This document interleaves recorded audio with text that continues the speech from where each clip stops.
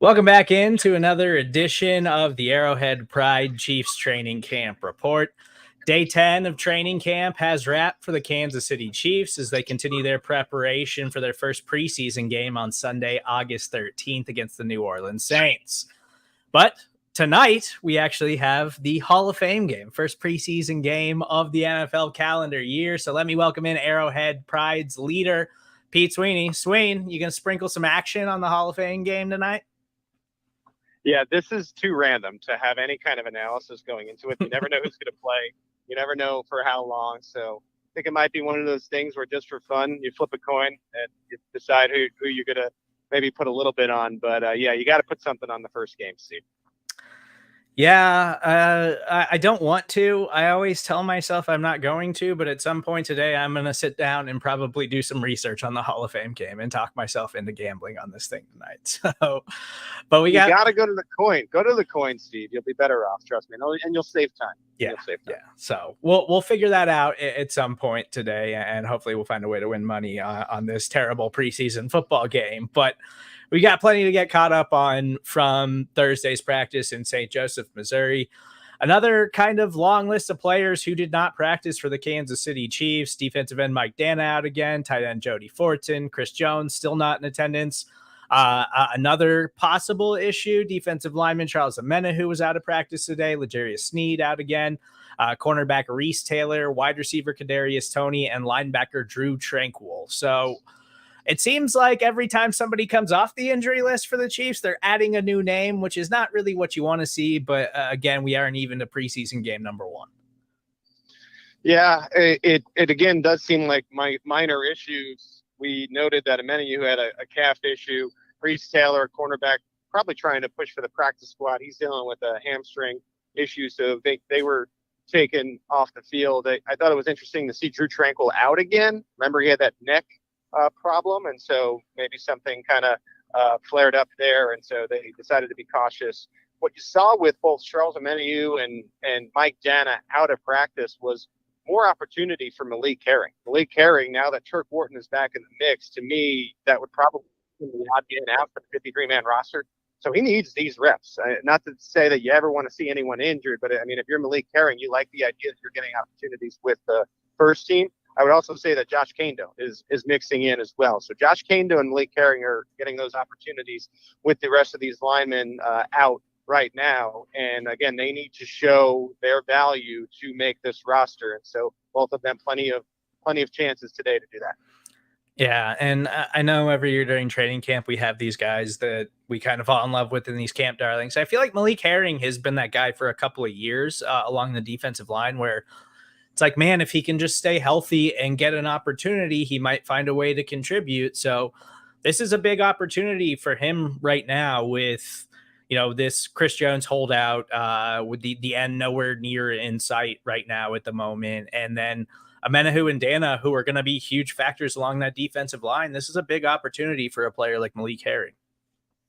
Yeah, and I had him on the roster. I had him on our 53-man 2.0, but now that Turk Wharton is back, he also spoke to the media today, as you'll hear. He's feeling good, and I don't think the Chiefs will bring him back and activate him and as far as off the PUP if they didn't believe that he could play in week one. And so you start to crunch those numbers, and it's just hard to see another defensive lineman making the roster. But there's, of course, things you could do. Maybe the Chiefs don't keep a third quarterback. Maybe they keep less tight ends than we think, where maybe it is 25 and 25 offense, defense, and there's a way for Malik Herring to make a team. But he certainly is one of those guys, as you mentioned, that has been a camp darling and also someone who really needs to still prove it. And so we will see as these preseason games come.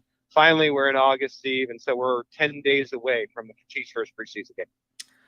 I think more so than the Chiefs' defensive line, though you hate to see that many people show up this injured this early, but I think we really need to start focusing a little bit more on L'Jarius Sneed and his health. And I know that the Chiefs are always cautious with these things and the way that they manage, especially a player like L'Jarius Sneed, who last season was on the field as much as any defender not named Chris Jones for the Kansas City Chiefs. But it's starting to become a little bit worrisome as this knee issue continues to pop up for the Chiefs cornerback. So I'm starting to get a little bit worried about Snead, Pete. Yeah, I think that's fair. And you combine that with Najee Johnson going down the other day. I mean, you're a one or two bumps and bruises away from essentially having three cornerbacks that you had from last year. And so I think it is something that maybe should be getting more notice. The Chiefs have some options here. I've said beyond the regular guys, you have Nick Jones, who rookie, the seventh rounder from this year. He has played inside, outside, seems to be running with the backups in the nickel. You also have Khalef Palesi, who has slowly had his stock rise, I think, throughout camp. And then the local flavor, Eco Boy Doe. You might be digging into the depth. Remember at the beginning of last year, it wasn't Snead, it was McDuffie that had that freak issue with the turf in Arizona. The Chiefs had to dip into their depth then. You just wonder how deep they may have to go. And again, it's a real shame, and I've said this a couple times, because they were six solid young corners deep, and suddenly, you could see scenarios where it could get a little scary there. So we will have to watch the cornerback room, and certainly you hope to see L'Jarius Sneed back on the practice field either Friday or Saturday as the Chiefs lead into their day off on Sunday. And you tweeted out that the Chiefs had Trent McDuffie, Jalen Watson, and Joshua Williams on the field, which is the group that you kind of expect. And last season we saw when McDuffie was healthy, that Watson and Williams kind of rotated depending on who the Chiefs were more confident in that week, I think. But tell us a little bit about the training camp so far of Joshua Williams and Jalen Watson, because I feel like we haven't talked about them a ton. And it feels like Joshua Williams especially has been a little up and down so far for the Chiefs. Well, I think at the beginning of camp, they were doing what they did last year, which is rotating these guys in as far as time with the first team. It really, I think majority of reps as that third cornerback has been Watson this camp, but Williams had been certainly mixing in. Then you had 2-3 days in a row where Najee Johnson was getting those opportunities instead of Watson and Williams. Then you had 3 days in a row where Williams was the guy, and then today you saw Watson there. So I really think when it comes to these top cornerbacks, the Chiefs, other than Trent McDuffie and L'Jarius Sneed, who they lock in as their 1 and 2 when Sneed is good to go, are still kind of figuring out, even a year later, which cornerback they want to roll with, which they like better. And I think it makes sense that they continue to give Williams these opportunities. Remember, he was the 4th rounder, whereas Jalen Watson was the 7th rounder. Hard to ignore, though, what Watson has done in actual games, with basically being the reason the Chiefs won that game against the Chargers with the 99-yard touchdown interception return. And I just think this is a cornerback room that is fluid, and Steve Spagnuolo, to his credit, I think really allows these guys to earn it. And I think they're still going through that process even a year later, after we did see such a rotation throughout the year in 2022. It's time for our daily wide receiver room check-in. And Pete, you tweeted this out, and I know that you are a well-respected voice in the Chiefs community and within the Chiefs media realm. And so a lot of people take what you say very seriously, but you tweeted out top receivers for the Chiefs in training camp have consistently been Marquez Valdes-Scantling, Sky Moore, and Justin Watson, meaning running with the first team. And I immediately, amongst Chiefs Twitter, I guess, saw this meltdown of, oh my gosh, I can't believe Justin Watson's going to play this many snaps this season. And just share with us a little bit about that, because I think that Justin Watson is just getting the veteran nod here and the respect that Andy Reid has already vocally shown for him. But that doesn't mean that Justin Watson is going to play 95% of the Chiefs snaps this season. Well, I think part of that is Kadarius Toney being out. I think if Kadarius Toney was healthy right now, which we know he's not, it would probably be Marquez Valdes-Scantling, Sky Moore, and Kadarius Toney rather than Justin Watson. But I think you're right. I think Andy Reid is making the Justin Rosses and the Rashid Rices of the world prove it a bit here. And I want to be clear here, because I did see a couple tweets of like, Pete doesn't know what he's talking about. I'm not saying they're the best receivers in camp. They're not. That's not the claim that I'm making. They've just been participating the most with the first team, especially in the 11 personnel, one running back, one tight end, and the 3 receivers on the field at the same time. The first players up are usually those players in Marquez Valdez, Scantling, Sky Moore, and Justin Watson. Just like the first running back to touch the football every day has been Clyde Edwards-Helaire. Now, we fast forward to week 1, that may not be the case, but we're just kind of reporting what we see here. And I think a big part of Rashee Rice and Justin Ross pushing these guys for those first team snaps, and more of them, Richie James you can include in that, is going to be what can they do in the preseason game. This is where the preseason comes into play, because you can do everything out here in St. Joe, and you can mimic football as best you can, but there's nothing like actually having to be hit and taking those hits and holding on to the football.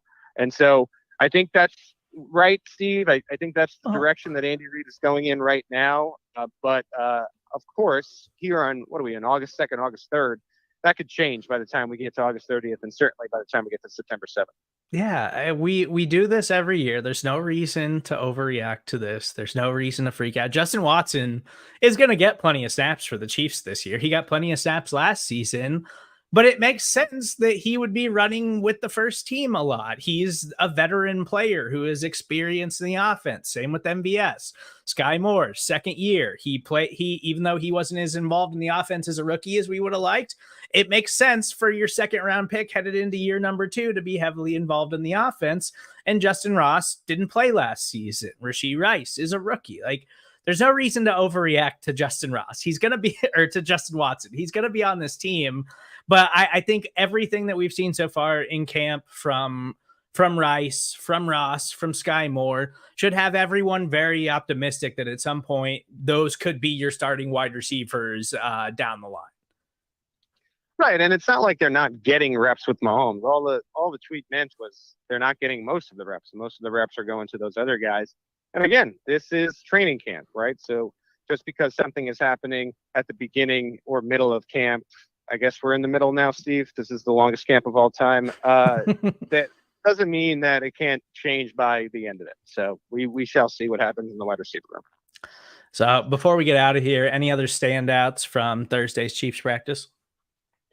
I've been impressed with the ball hawk ability of Mike Edwards. I think this is a trait that I think the Chiefs defense has been searching for a long time, and they go and get this guy who had 7 interceptions in the 4 years with the Tampa Bay Buccaneers, and I just think he brings that ball hawk knack to the Kansas City Chiefs. I've counted now, I believe it's been like 3 tip drill interceptions for Edwards, and I know that that's an easy kind of pick because the ball's in the air. It's like, but the Chiefs really haven't been able to come down with a lot of those in recent years, and I think that's a point of emphasis for Steve Spagnuolo. I thought the defense did a nice job today. I really thought the defense probably looked a little bit better than the offense did, which is nothing to be upset about. You'd like to see, and Andy Reid will say this all the time, you like to see one side win each and every day. Andy Reid probably hopes it's usually the offense because that's the side that he obviously is most involved with. But when the defense wins certain days, that's a good thing. And I thought the defense did a nice job in this look that we had on Thursday. And then just as far as the linebackers go, you didn't have Drew Tranquil out there today. And so Jack Cochran, it looked like, was getting more opportunities. And that's good because, Cochran should make this 53 for special teams. But as we know, we think this linebacker room is pretty deep and injuries happen. And so good to see him get some opportunity as well. He's Pete Sweeney. Follow him on Twitter at PG Sween. If you're listening to us on the podcast page, I want to remind you, stick around after the break. We'll have all the Chiefs press conferences from Thursday. We heard from offensive coordinator Matt Nagy, backup quarterback Blaine Gabbert, defensive lineman Tershawn Wharton, and tight end Noah Gray. Please make sure you subscribe, rate, and review everything that we're doing here on the Arrowhead Pride Podcast Network. And make sure you're checking out all of our training camp coverage at arrowheadpride.com. Chiefs return to the practice field tomorrow, and we will talk to you then.